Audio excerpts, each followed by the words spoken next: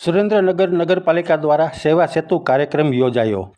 Ward number 1 થી 8ના નાગરિકોને એક જ સ્થળે મળ્યો 55 જેટલી સેવાઓનો લાભ।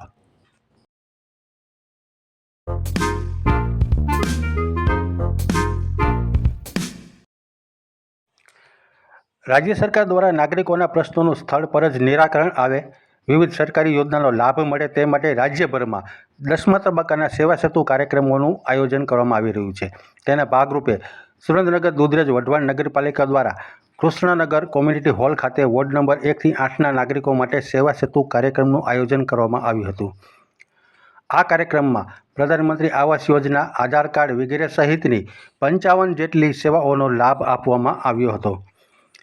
આ આયોજનને સફળ બનાવવા માટે નગરપાલિકા પ્રમુખ જીજ્ઞાબેન પંડ્યા, ઉપપ્રમુખ પંકજભાઈ પરમાર, કારોબારી chairman Jitendrasinh Chavda, chief officer Sagarbhai Radiya વગેરે જહેમત ઉઠાવી હતી।